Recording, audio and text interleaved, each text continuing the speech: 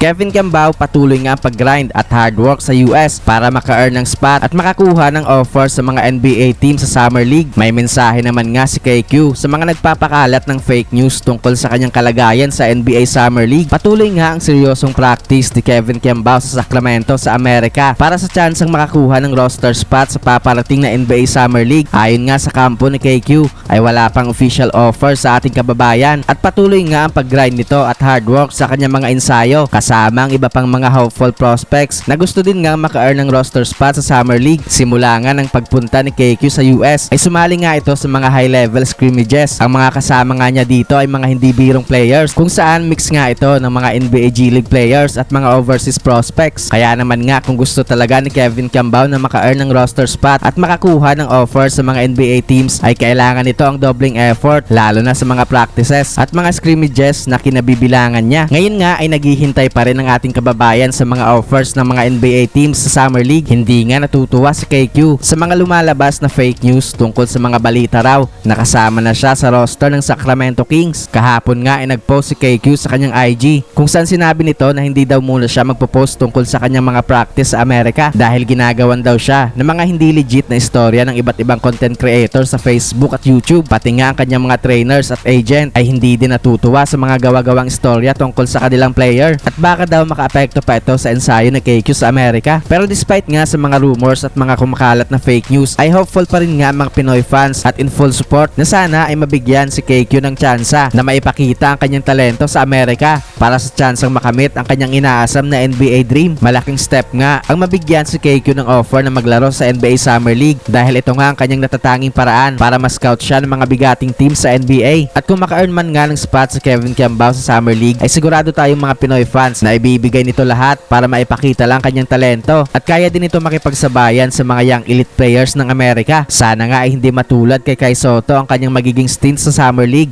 na ginawa lang bench warmer ng kanilang coach kaya nawala na ito ng kumpiyansa sa game.